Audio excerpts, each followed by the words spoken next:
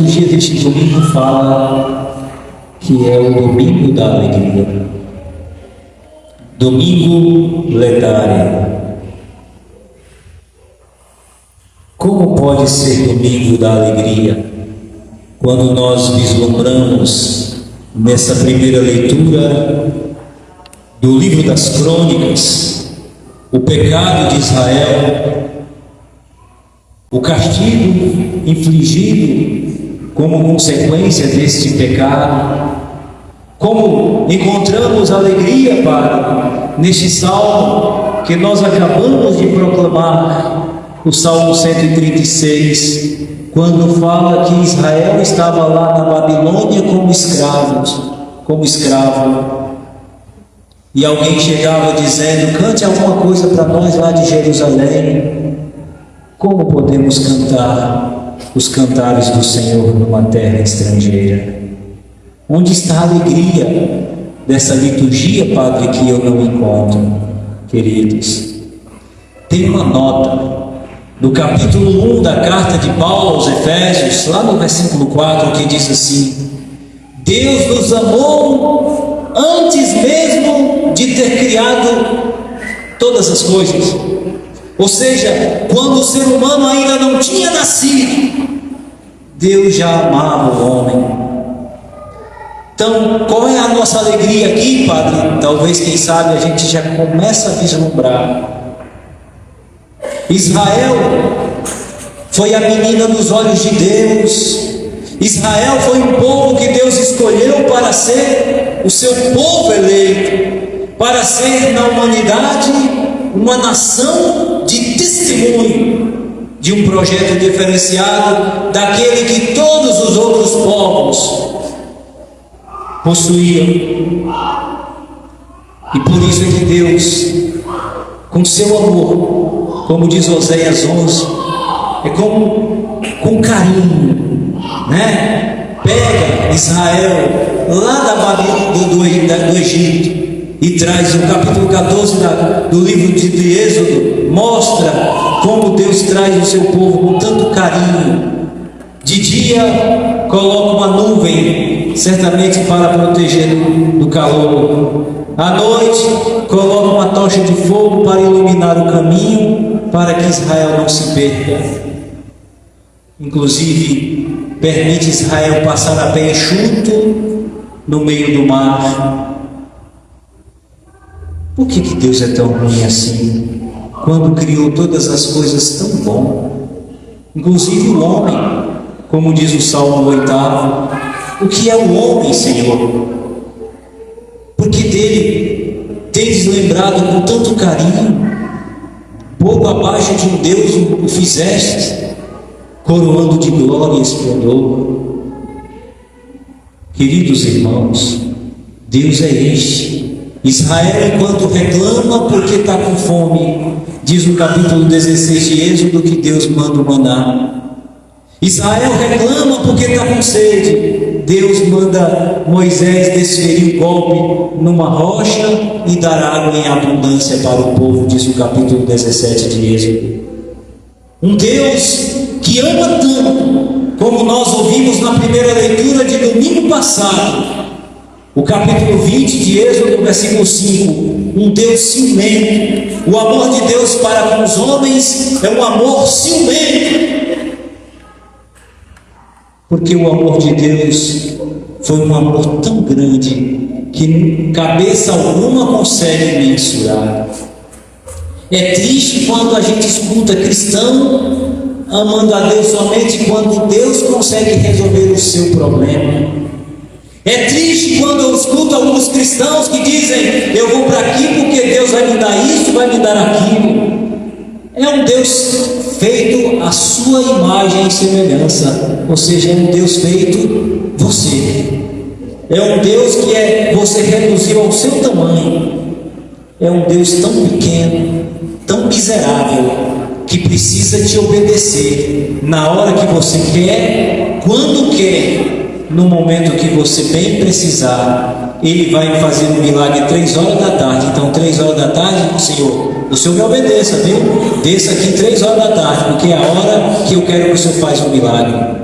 é um Deus muito pequeno, é um Deus muito, perdoe-me a palavra, é um Deus muito bunda mole. Esse não é o Deus de Israel. O nosso Deus, ele não tem medida nem limites. O nosso Deus é Senhor e não empregado, é Senhor. E muitas vezes, como diz Deuteronômio capítulo 8, Deus colocou Israel à prova no deserto, é porque ama. E aqui eu faço um apelo a você, querido pai, querida mãe, que infelizmente deixa seu filho fazendo o que bem quer. Cuidado. Quem ama, corrige. Quem ama, chama a atenção. Quem ama, coloca no canto da parede e diz: calma aí, seu caboclinho. Não é assim que toca essa música, é desse jeito. Agora, quem não ama, diz assim: tem problema não, vá, faz o que você quiser. Por isso que Israel não entendia quando Deus corrigia, ficava reclamando. Deus parece que não nos ama. Que foi que nós esqueceu de nós, Senhor? Até o profeta, como diz o profeta Jeremias, até o profeta anda perambulando pelo caminho sem saber o que é que vai fazer. Pois bem, queridos, lembrem-se que Deus é Senhor e não empregadinho nosso.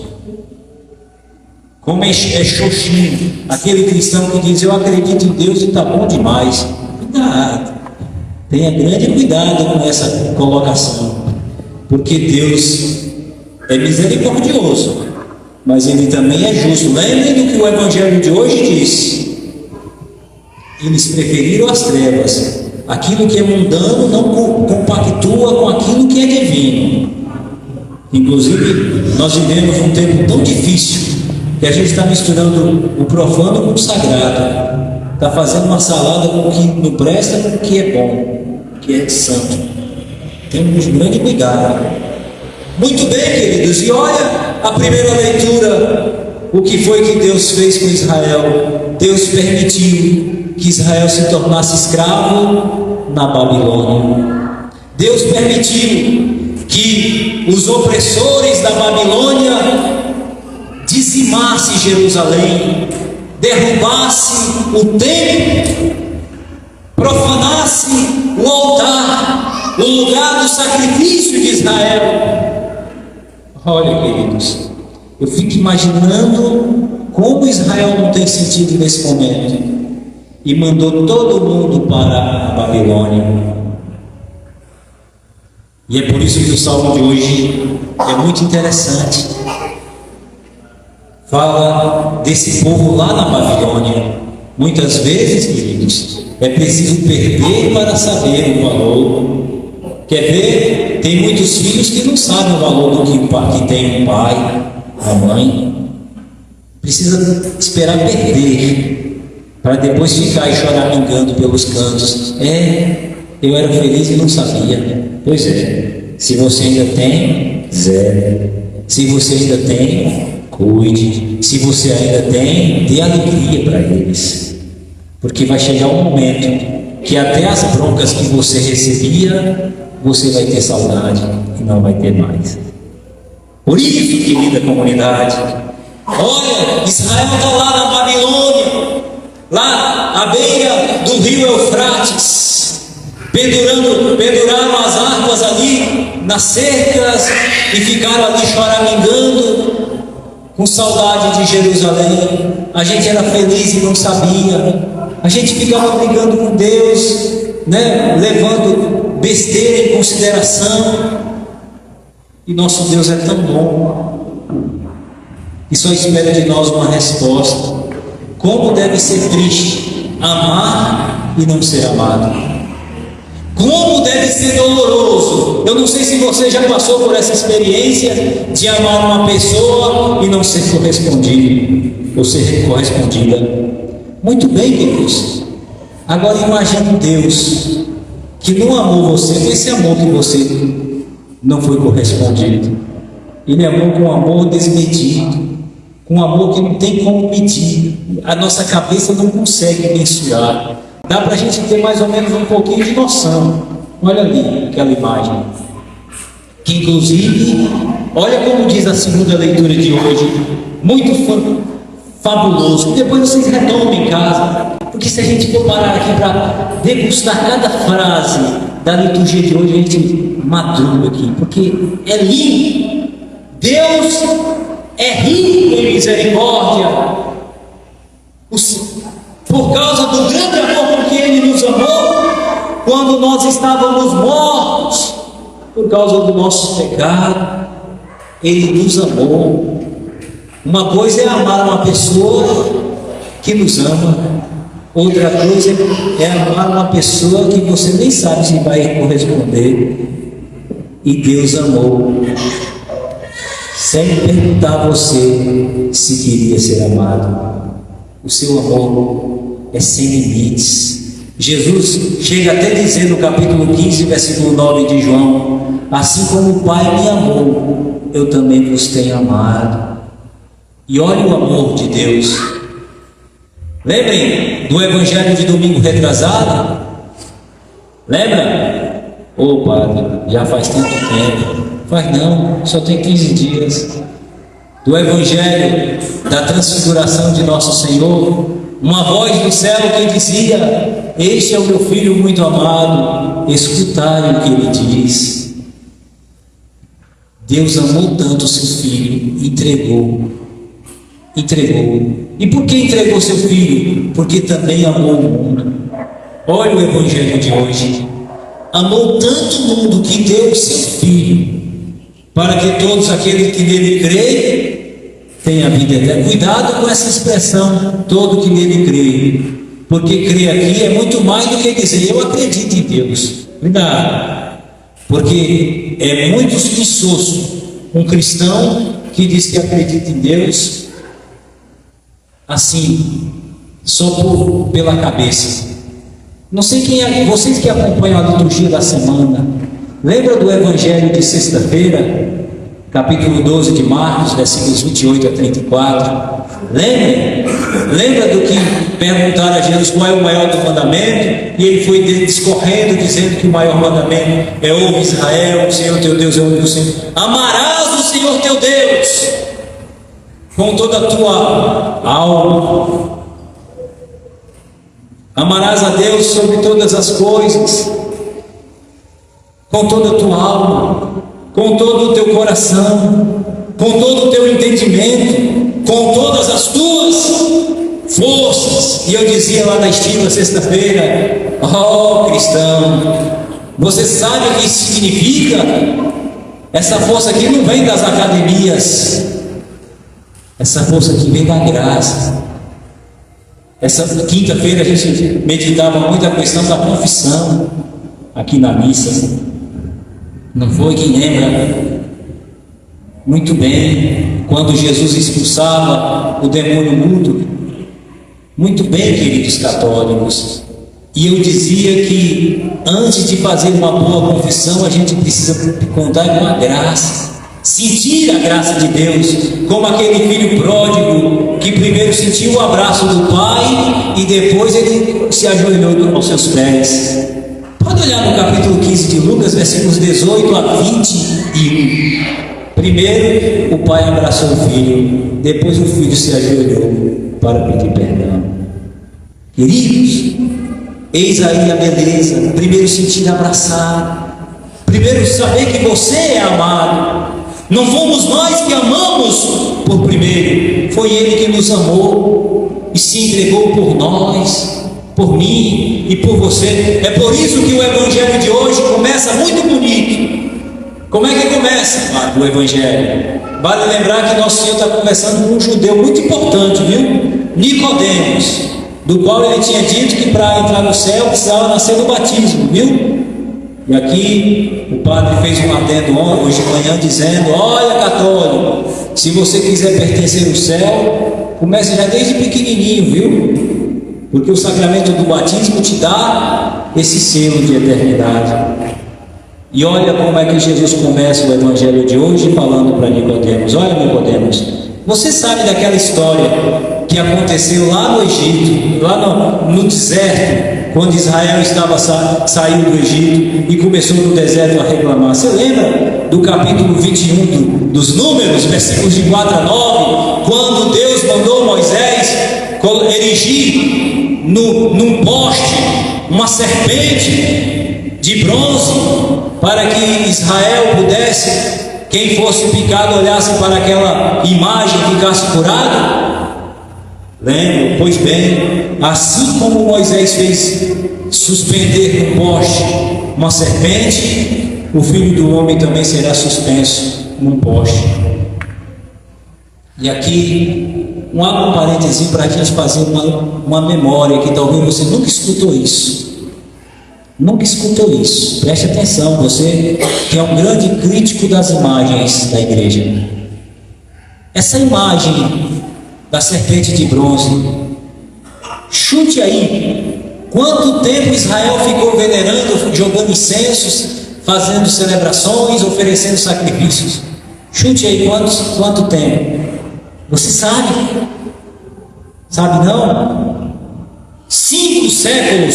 5 séculos. Para você que diz que fazer imagem é um grande pecado, é pecado fazer imagem de deuses, viu? Ô padre, como é que o senhor sabe que foram 5 séculos? Leia 2 Reis 18, versículo 4.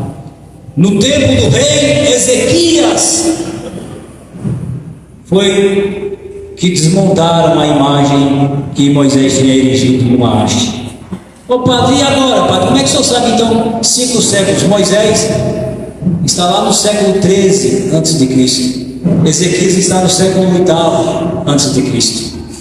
Do século 13 ao 8º são 5 séculos de reverência a uma imagem de uma cobra. Viu, católicos? Eles reverenciavam porque Deus tinha colocado para que eles fizessem veneração àquela imagem e ficassem curados. Está vendo, senhor Gabriel? 5 séculos. Assim como Moisés fez isso, o Filho do Homem também será suspenso também no poste. Por isso que a Igreja Católica tem a imagem de um crucificado, viu? Como a gente não pode ver Nosso Senhor crucificado lá no céu, né? Até porque ele não está mais lá crucificado, ele está glorioso, chagado, mas glorioso, como diz o capítulo 5 do Apocalipse, como um cordeiro ferido, mas de pé. A gente fica olhando para a imagem aqui na terra, para a gente lembrar dele. Um dia, Dom Henrique foi criticado porque beijava a cruz. Que inclusive tem católico que na sexta-feira da paixão não beija a cruz, não, só faz assim. É porque é pecado beijar esse negócio. Né, Diário? Graças a Deus aqui não tem isso, só tem lá no Fukushima. Não pode beijar a imagem, pode ser idolatria. Tudo bem.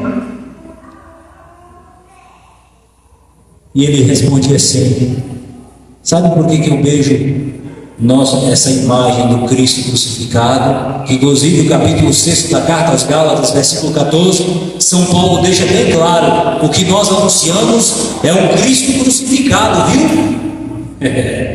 Porque tem muita gente que esqueceu que nosso Senhor foi crucificado. E é aqui o miolo da nossa salvação. Por que a gente é salvo? Porque Deus se entregou por nós até as últimas consequências. Aqui está o núcleozinho, né? E depois ele dá um salto e entra na glória. Mas porque ele deu a vida. E aí Dom Henrique dizia: é porque eu não posso beijar Nosso Senhor lá na glória, então eu beijo essa imagem lembrando dele. É só isso. Como você que perdeu a sua mãe, ainda lembra dela pela fotografia. Você olha assim e fala assim: eita mamãe. Mas não é a mamãe, é a foto. Quantas recordações a senhora deixou? E aí chora, olhando para aquele pedaço de papel. Não é um simples pedaço de papel. É algo que leva você a pensar em alguém. É isso que faz a imagem, querido católico. Muito bem, dando continuidade a esse evangelho tão bonito, Nosso Senhor diz: Olha, Nicodemos, o meu Pai amou tanto o mundo que deu seu Filho unigênito, para que não morra todo que nele crê. Gente, o que é crer mesmo, hein? É só dizer assim: eu acredito que Deus existe. Cuidado que tem muita gente aí, como creem os maçons, viu? Como creem o Islã. É um Deus que não se envolve conosco, nem a gente com Ele. É Ele lá, Ele criou tudo e desapareceu. Eu creio nesse Deus. Você é um deísta, você não é cristão. O que é que faz um cristão? Nosso Senhor dizia: se queres crer em mim, renuncie a si mesmo, tome a sua cruz e siga-me. Porque existe aí, perdoe-me se eu estiver equivocado, tem um pensamento aí infiltrado na igreja de cristãos católicos que não precisam mais fazer nada, basta só acreditar em Jesus, porque Ele já derramou seu sangue para me salvar. É gracioso, graciosa. E como é que fica quando Ele disse, quando alguém perguntou: é verdade, Senhor, que são poucos aqueles que vão se salvar? Esforçai-vos por entrar pela porta. E como é que fica aquela mulher, aquela pecadora que foi suflagrada em flagrante adultério, no capítulo 8 do Evangelho de João, quando Jesus disse: mulher, ninguém te condenou, também não te condeno, não vai. Ele falou: só acredita em mim, tá bom demais, continue nas suas besteiras, na sua malandragem, não tem problema não, só basta crer. Esse pensamento é protestante, viu, seu diabo? Porque o protestante acredita sim que a graça veio e como uma coberta jogou em cima do miserável pecador, não precisou mais de nada. A graça não cobre a gente por cima, não. A graça limpa a gente é por dentro, viu? É assim que pensa a nossa fé cristã católica. Ou seja, quando a graça vem, ela é infusa dentro de nós. Como diz São Paulo na segunda carta aos Coríntios, capítulo 5, versículo 17: você agora em Cristo é uma nova criatura. Você não é aquele bagaço de antigamente, não. Você é uma criatura nova. E o que é que faz uma criatura nova? Faz tudo que fazia antes?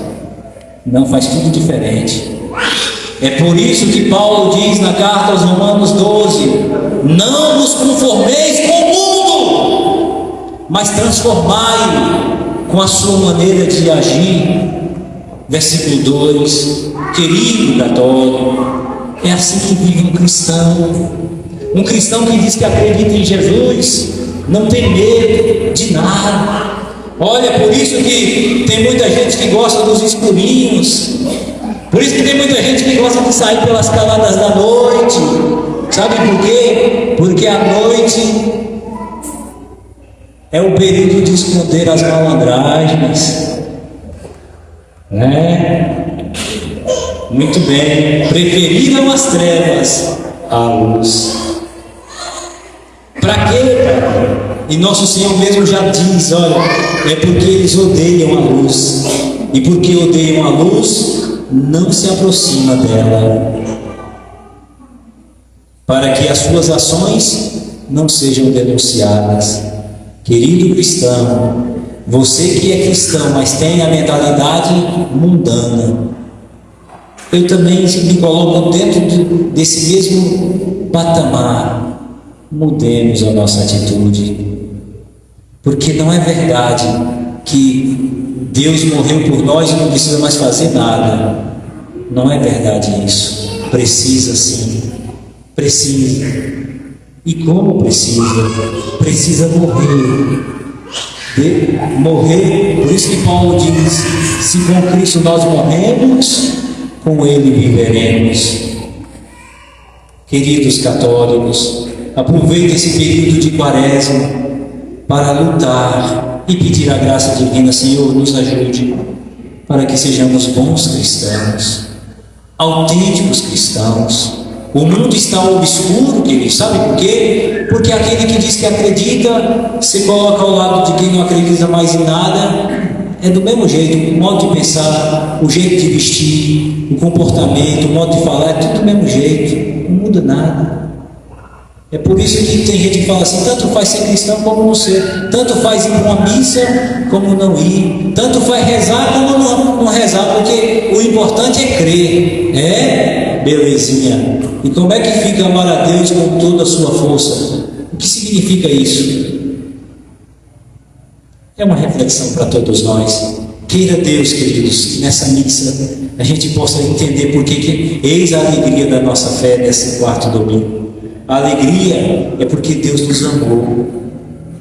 E nós só precisamos fazer uma coisa, só corresponder com esse amor. Eu não acredito que uma pessoa que ame não faça nada pela pessoa amada. Eu não acredito nisso. É por isso que eu não acredito que um cristão ama a Deus sem fazer nada por esse Deus que acredita. É preciso fazer, né? Certo? E o que é que eu preciso fazer, padre? O primeiro passo já foi dado. Você foi batizado. E como diz Paulo na carta aos Romanos, capítulo 5, versículo 5, né? Deus derramou o seu amor profusamente no seu coração através do Espírito Santo. Ou seja, você já tem o amor dentro de você. Talvez o que precisa é desabrochar esse amor e fazer com que esse amor apareça.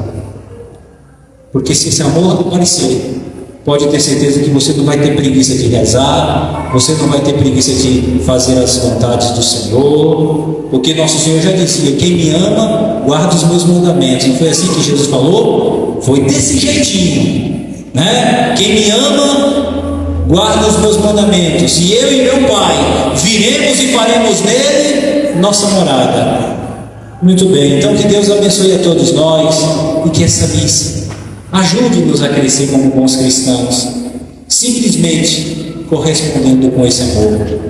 Agora vale ressaltar que a correspondência não é uma ideia, é uma atitude. Amém.